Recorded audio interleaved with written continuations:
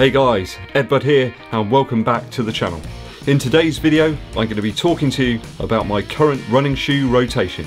I get many questions throughout the week surrounding running shoe recommendations. Which shoe for this? Which shoe for that? It got me thinking about which shoes that I would hypothetically pick if I was in a training block right now, for a race that is. Obviously no races going on right now, but everybody's up in their training. Let's just hope that there aren't loads and loads of overuse injuries at the end of all of this. Again, just to make it very clear, if there's a shoe or a manufacturer or a model that I haven't featured in today's video, don't get upset, don't dismay. These are my honest opinions. I'm not bowing to any sponsors or anything here. You know me, I let my feet do the talking, or my mouth. But yeah, anyway, let's get on with it. So first up, which shoe will I pick for my easy days or recovery days? The shoe that always feels good for that activity that I've tried out over the last few months is the Infinity Run. I don't think any other shoe felt quite so cushioned, forgiving and relaxed on foot. I think it's a little bit down to that massive landing platform that you've got in the midfoot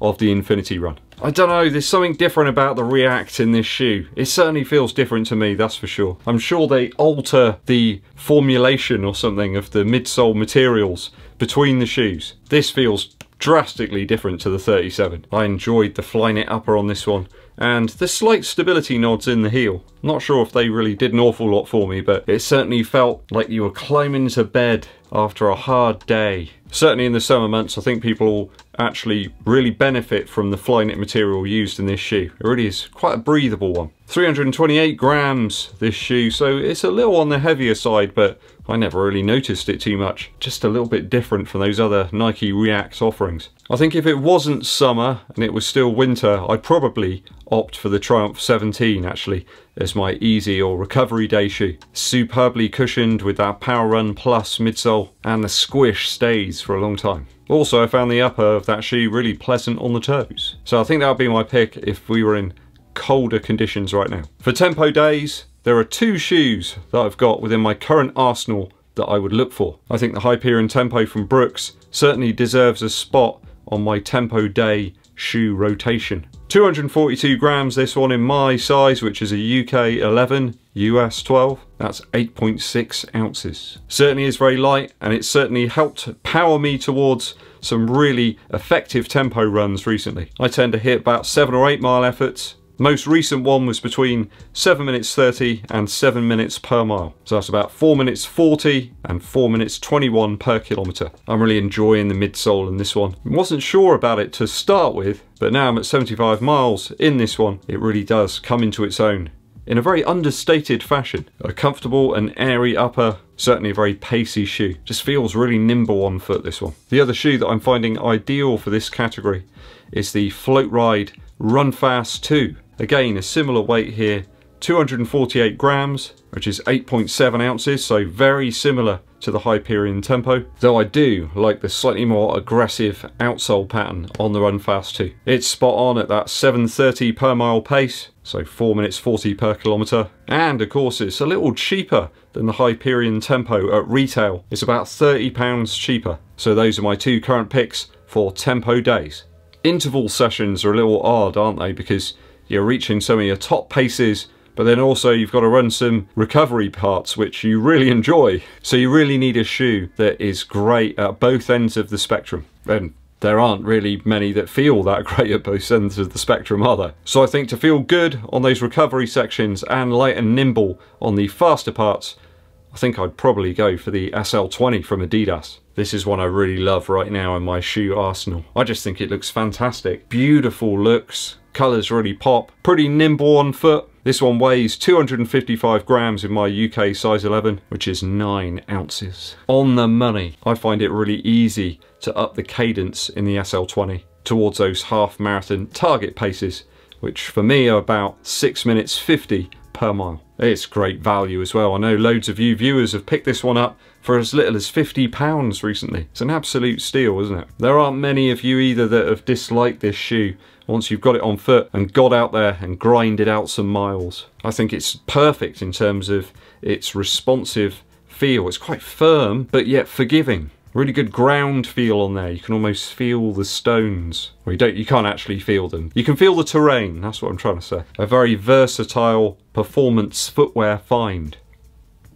Long runs are odd things, aren't they? When you're selecting a shoe for a long run, there's so many different factors that you've got to try and accommodate for. You need lots of cushion. You want something that's relatively plush on the foot. You want a little more width, maybe. And all of this must be done with the minimum of weight. So a couple of shoes spring to mind, really. On my 15-mile effort today, I went out in the Pegasus 37, and it kind of works okay for me. I kind of enjoy this one more at lower paces, really. It's never going to be a speed shoe. It's never going to have Speed King written on it or anything like that. Average pace today was 7 minutes 59 seconds per mile, just over 2 hours of effort, so that's 4 minutes 58 per kilometre. One gripe I do have with this shoe over the long run is that to stop the heel slip, you've got to tighten the shoe quite considerably. And of course, on the longer runs, as your foot starts to swell up a little bit, I had some real pain around the top of my foot here, around the ankle, where the laces are tied up.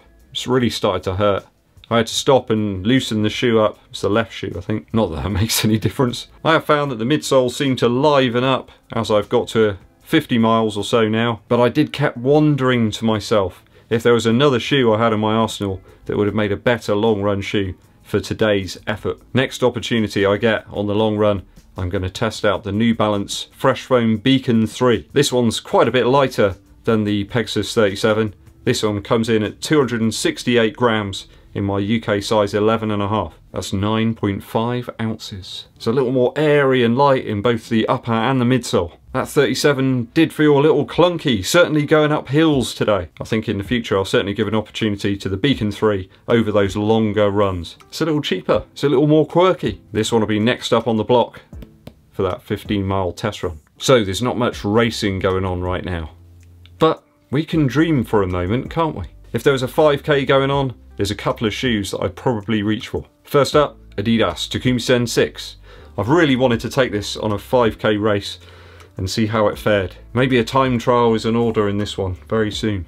What do you think, guys? I really want to see how this aggressive outsole holds up. It does look like some of the stuff that's on the Adidas Pro, doesn't it? Very similar nubs.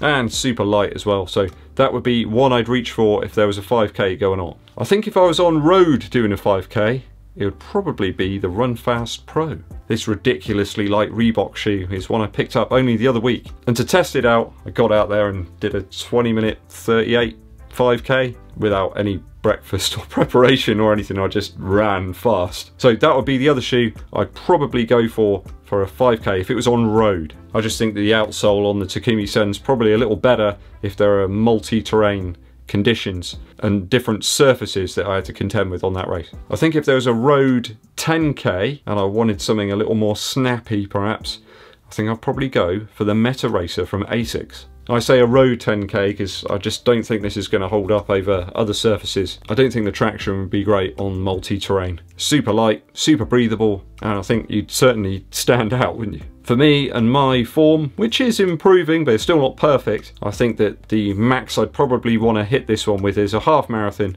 but on 10k I think I could really shine in it. Certainly 2020 was the year I was going to aim to do some training to get up to that marathon distance and probably knock out a couple of marathons as well. But obviously things have been difficult to plan, difficult to prepare for. If I was going to do a half marathon right now, some type of race that was road legal, I think I'd probably opt for the Endorphoin Pro. I love the fact I can train in this shoe and hit some really high paces, some stuff close to my half marathon target paces without putting in a huge amount of effort. It's just such a light, nimble shoe, one I've really enjoyed running in. I want to try and get out in this again during this week. Why not the Alphafly? I think if I was going to race a very straight and road-based half marathon, I'd probably go for the Alphafly. Stability in the Endorphoin Pro is a little bit better for me, though I do find the traction on the Alphafly is actually a little better when you're going between different types of surfaces and terrain. It's actually got a little bit more grip with these fins in the forefoot here. So that'll be my choice. Hopefully we can do some racing before the end of the year.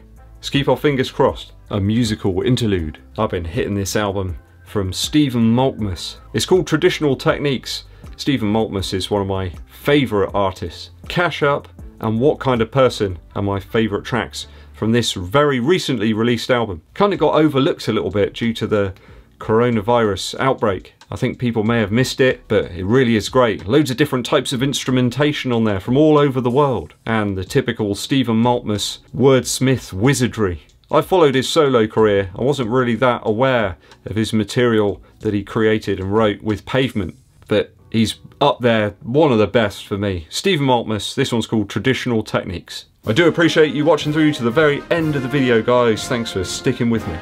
Hope you've enjoyed today's video. If you have, and you haven't done so already, hit that subscribe button and click the bell for notifications of when I launch my new videos. It really helps the channel out a huge amount, helps the channel to grow and get out there to more people. If you give this video a thumbs up like. Please share it with your running buddies. My name's Ed Bud, and I'll be seeing you